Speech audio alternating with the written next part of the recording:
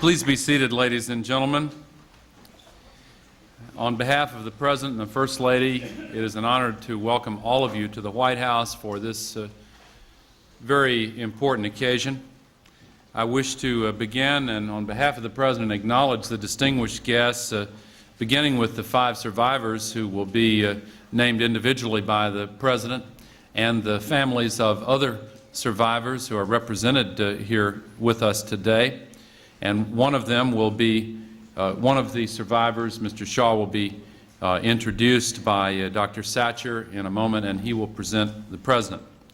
I wish to acknowledge the many members of Congress who are present. Senator John Glenn, the chair of the Congressional Black Caucus, Congresswoman Maxine Waters, the congressman representing the district from which most of these individuals traveled, Congressman Earl Hilliard, and Congressman Louis Stokes, who figured prominently in the effort to address this injustice, and some 35 other members of the Congressional Black Caucus, all of whom worked together tirelessly to make certain that the people of the United States of America were made fully aware of the need for the step the President is taking today. Members of the Cabinet, Transportation Secretary Rodney Slater and Labor Secretary Alexis Herman. Other distinguished guests, I can't mention all by name, but there are the heads of a great many prominent African American organizations in the United States of America, the heads of many organizations formed to battle against the threat of AIDS, organizations that have also been prominent in this effort. Individuals such as Dr. Henry Foster, Dr. Benjamin Payton, president of Tuskegee University, and dozens of other extremely distinguished prominent guests, too many to acknowledge individually. 6 decades ago, indifference and injustice combined to begin to write one of the most shameful chapters in the history of American medicine. Of course, the infamous project called the Tuskegee Study of Untreated Syphilis in the Negro Male. In 1932, America's Public Health Service set out to study syphilis, but it pursued this worthy goal in a manner that was irredeemably cruel. Several hundred African American men the Public Health Service recruited at churches and clinics and farms were used in the study. Most of these men had syphilis. None of them knew their bodies harbored this disease. And then the Public Health Service followed the men's lives, watched how the disease developed, all the while withholding medicine, withholding treatment of any kind for these innocent American citizens. Medical professionals willingly, intentionally let human beings suffer from a treatable and then later a curable illness. These researchers knew that mercury and arsenic compounds could treat the disease, but the Tuskegee men did not receive the medicine. Later, the researchers knew that penicillin could cure the disease, but again, the Tuskegee men did not get the medicine. They didn't get treated until the 40-year study was discovered and stopped amid public outcry in 1972. It was a disgraceful episode for American science. We feel the repercussions still, tremors of distrust that have not yet disappeared. To this day, the Tuskegee study makes some Americans think twice about donating blood or taking their children for vaccinations or signing an organ donor card. But out of this sad incident, we can learn and we can find healing. And we can vow that such hideous episodes will never occur again. The relentless pursuit of scientific truth is a noble endeavor, but not so noble that it exempts us from our deeper obligations to be moral and just, to revere the sanctity of the lives of our fellow men and women. The ultimate purpose of science is to improve human lives. Science and technology can be powerful forces for good, and usually are. They've cured diseases, built economies, helped to narrow the distance of time and space. In the 21st century, as the march of new discoveries picks up even more speed, we must be vigilant about making certain science and technology always remain positive forces in American life. So today, the nation, under President Clinton's leadership and at his initiative, finally does the right and the honorable thing. It is now my pleasure to introduce and bring to the microphone one of the people who has led this effort that has brought us here today, the distinguished director of the Centers for Disease Control and Prevention, Dr. David Satcher.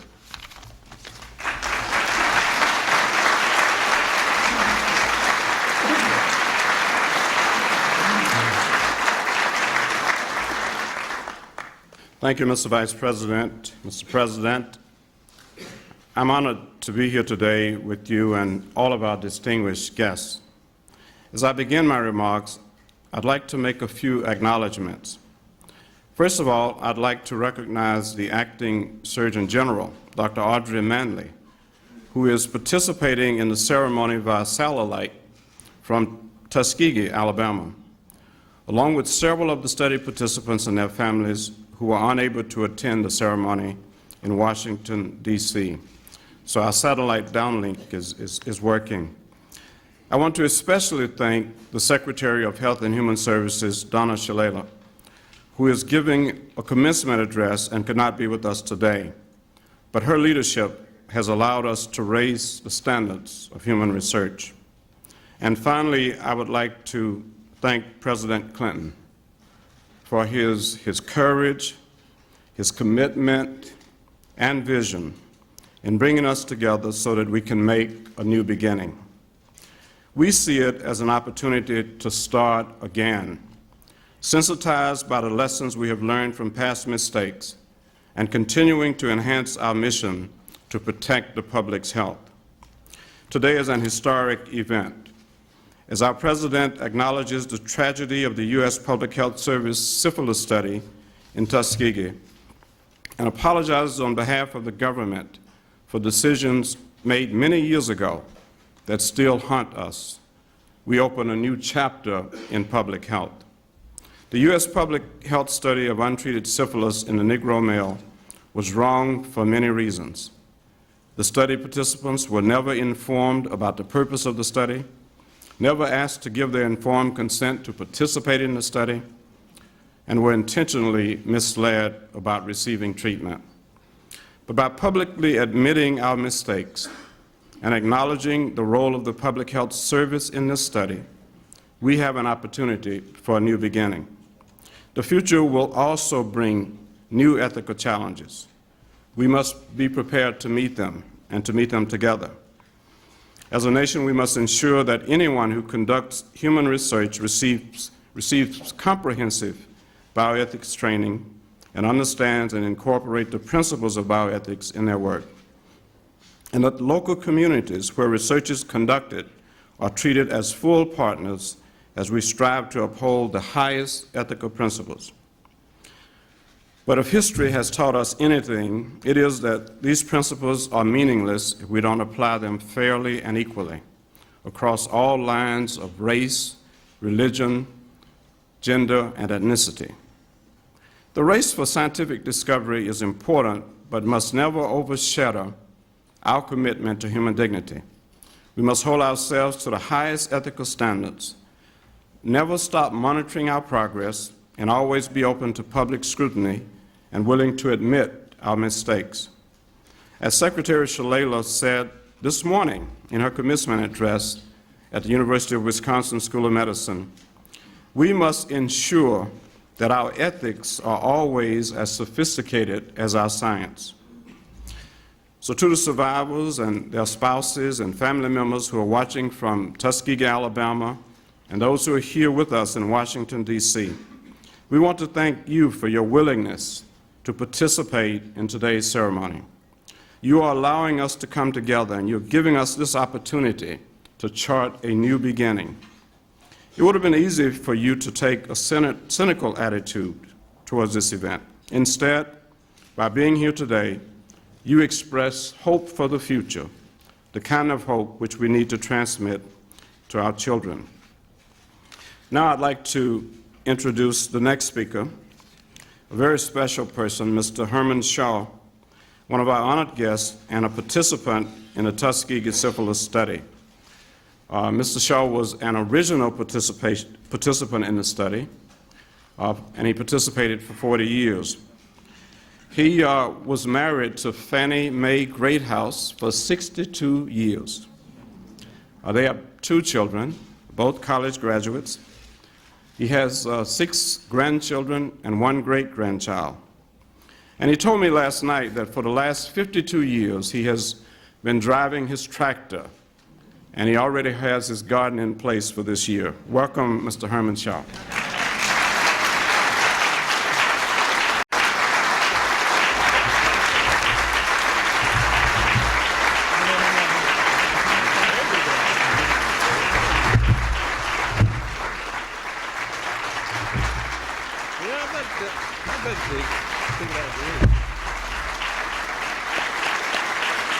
Thank you. Thank you.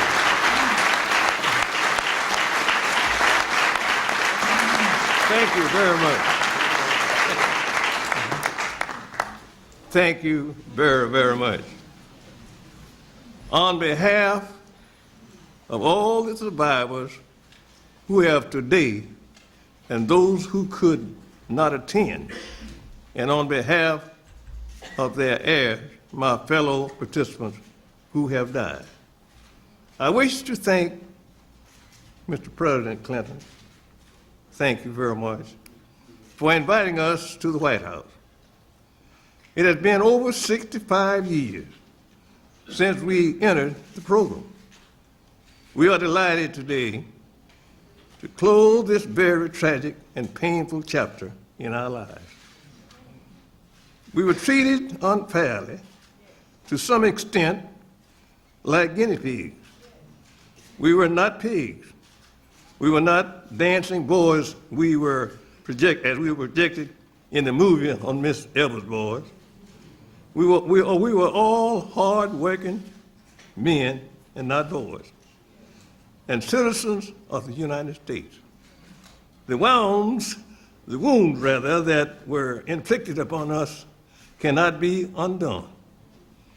I'm saddened today to think of those who did not survive and whose families will forever live with the knowledge that their death and suffering was preventable. Mr. President, we too also want to thank our lawyer, Attorney Fred Gray, who has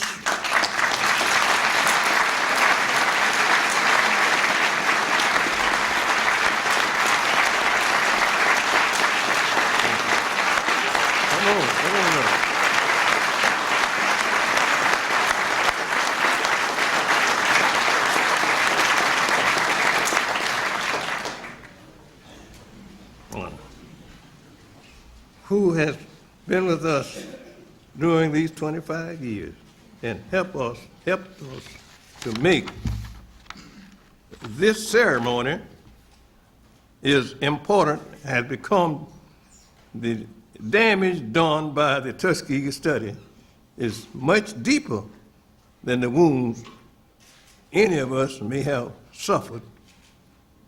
It speaks to our faith in government and the ability of medical science to serve as a force for good.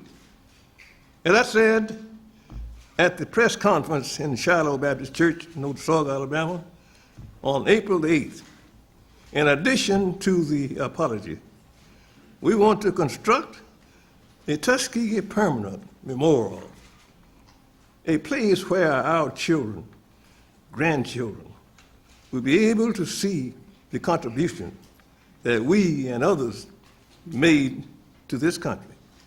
I'm glad that I have help from the Tuskegee Human Rights Multiple Center, which will be for the purpose of creating such a lasting memorial. In my opinion, it is never too late to work to restore faith and trust. So a quarter of a century after the study ended, President Clinton, decision gathered us here to allow us to finally put this horrible nightmare behind us as a nation, a most welcome decision. In order for America to reach its full potential, we must truly be one America. Black, red, white together, trusting each other, caring for each other, and never allowing the kind of tragedy which has happened to us in Tuskegee study to ever happen again. Mr. President, words cannot express my gratitude to you for bringing us here today, for doing so, doing your best to right this wrong tragedy, and to resolve the American should never again allow such an event to occur again. Ladies and gentlemen, I give you the President of the United States of America.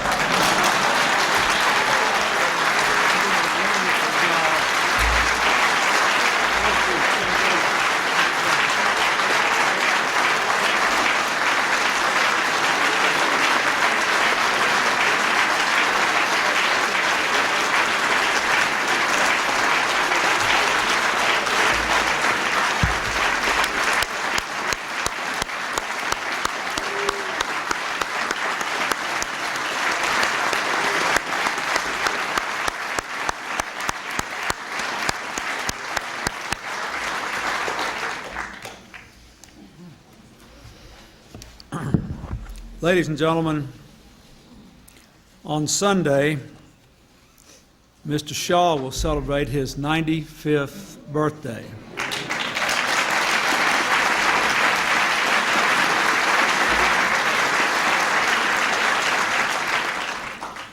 I would like to recognize the other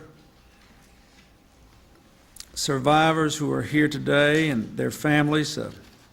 Mr. Charlie Pollard is here.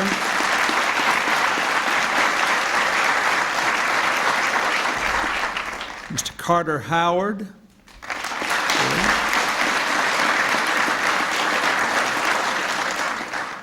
Mr. Fred Simmons.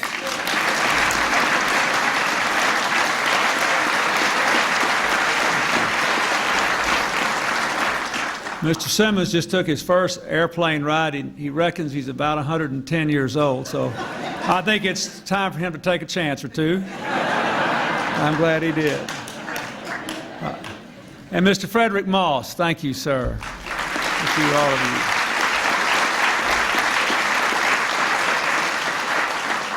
I would also like to ask three family representatives who are here. Sam Donor is represented by his daughter, Gwendolyn Cox. Thank you, Gwendolyn. Ernest Hendon, who is watching in Tuskegee, is represented by his brother, North Hendon. Thank you, sir, for being here. And George Key is represented by his grandson, Christopher Monroe. Thank you, Chris. I also acknowledge the families, community leaders, teachers, and students watching today by satellite from Tuskegee. The White House is the people's house. We are glad to have all of you here today. I thank Dr. David Satcher for his role in this. I thank Congresswoman Waters and Congressman Hilliard, Congressman Stokes, the entire Congressional Black Caucus, Dr. Satcher, members of the Cabinet who are here, Secretary Herman, Secretary Slater, a great friend of freedom, Fred Gray, thank you for fighting this long battle all these long years. The 8 men who are survivors of the syphilis study at Tuskegee are a living link to a time not so very long ago that many Americans would prefer not to remember. But we dare not forget. It was a time when our nation failed to live up to its ideals, when our nation broke the trust with our people that is the very foundation of our democracy. It is not only in remembering that shameful past that we can make amends and repair our nation, but it is in remembering that past that we can build a better present and a better future. And without remembering it, we cannot make amends and we cannot go forward. So today, America does remember the hundreds of men used in research without their knowledge and consent. We remember them and their family members, men who were poor and African American, without resources and with few alternatives. They believed they had found hope when they were offered free medical care by the United States Public Health Service. They were betrayed. Medical people are supposed to help when we need care, but even once a cure was discovered, they were denied help and they were lied to by their government. Our government is supposed to protect the rights of its citizens. Their rights were trampled upon.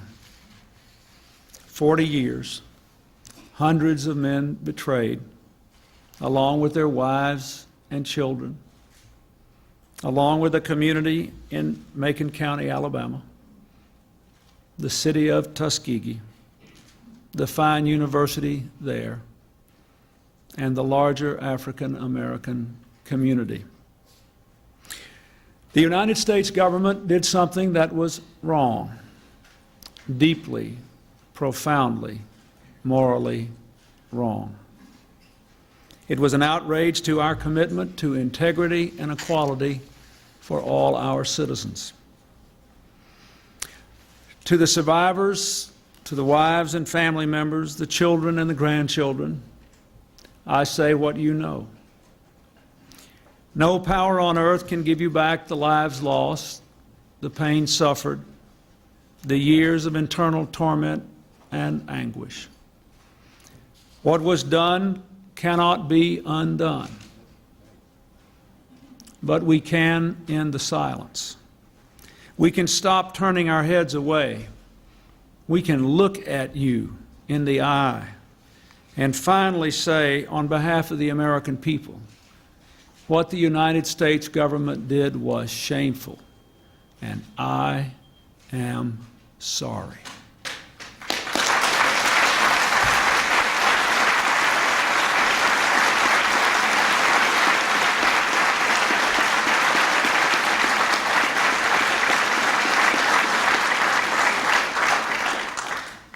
The American people are sorry for the loss, for the years of hurt. You did nothing wrong, but you were grievously wronged. I apologize, and I am sorry that this apology has been so long in coming.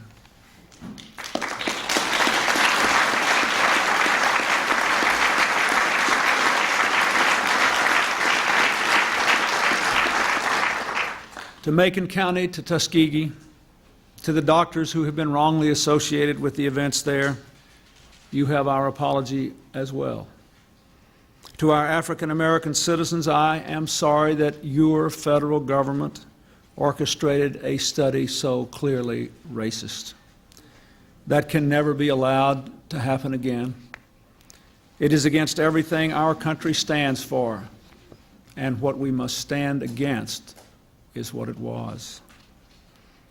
So let us resolve to hold forever in our hearts and minds the memory of a time not long ago in Macon County, Alabama, so that we can always see how adrift we can become when the rights of any citizens are neglected, ignored, and betrayed. And let us resolve here and now to move forward together. The legacy of the study at Tuskegee has reached far and deep in ways that hurt our progress and divide our nation. We cannot be one America when a whole segment of our nation has no trust in America. An apology is the first step, and we take it with a commitment to rebuild that broken trust. We can begin by making sure there is never again another episode like this one. We need to do more to ensure that medical research practices are sound and ethical, and that researchers work more closely with communities. Today, I would like to announce several steps to help us achieve these goals. First, we will help to build that lasting memorial at Tuskegee.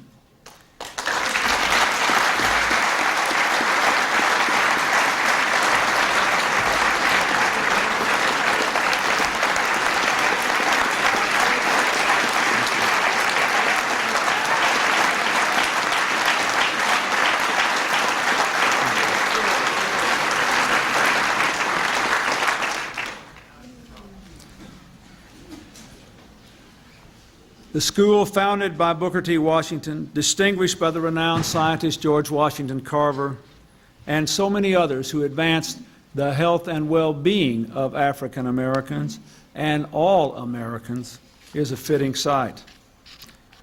The Department of Health and Human Services will award a planning grant so the school can pursue establishing a Center for Bioethics in Research and Healthcare. The center will serve as a museum of the study and support efforts to address its legacy and strengthen bioethics training. Second, we commit to increase our community involvement so that we may begin restoring lost trust. The study at Tuskegee served to sow distrust of our medical institutions, especially where research is involved. Since the study was halted, abuses have been checked by making informed consent and local review mandatory in federally funded and mandated research. Still, 25 years later, many medical studies have little African American participation, and African American organ donors are few. This impedes efforts to conduct promising research and to provide the best health care to all our people, including African Americans. So today I'm directing the Secretary of Health and Human Services, Donna Shalala, to issue a report in 180 days about how we can best involve communities, especially minority communities, in research and health care. Every American group must be involved in medical research in ways that are positive. We have put the curse behind us. Now we must bring the benefits to all Americans.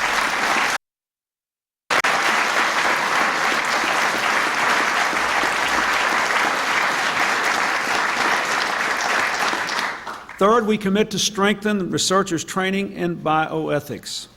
We are constantly working on making breakthroughs in protecting the health of our people and in vanquishing diseases.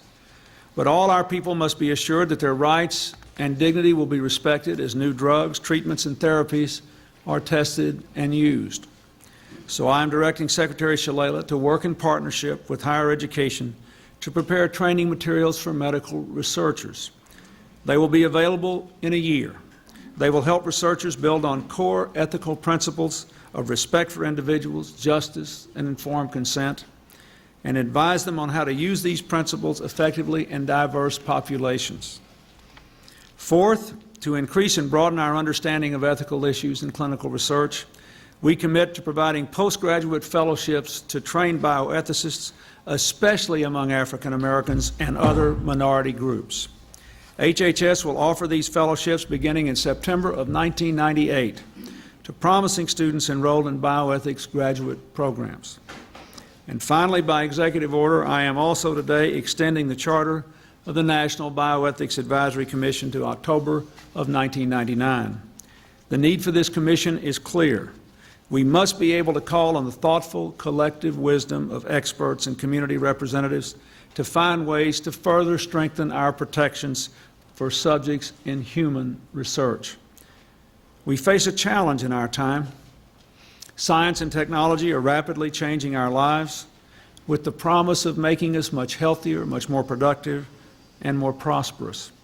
But with these changes, we must work harder to see that as we advance, we don't leave behind our conscience. No ground is gained, and indeed much is lost, if we lose our moral bearings in the name of progress. The people who ran the study at Tuskegee diminished the stature of man. by abandoning the most basic ethical precepts. They forgot their pledge to heal and repair. They had the power to heal the survivors and all the others, and they did not. Today, all we can do is apologize. But you have the power. For only you, Mr. Shaw, the others who are here, the family members who are with us in Tuskegee, only you have the power to forgive. Your presence here shows us that you have chosen a better path than your government did so long ago. You have not withheld the power to forgive. I hope today and tomorrow every American will remember your lesson and live by it. Thank you, and God bless you.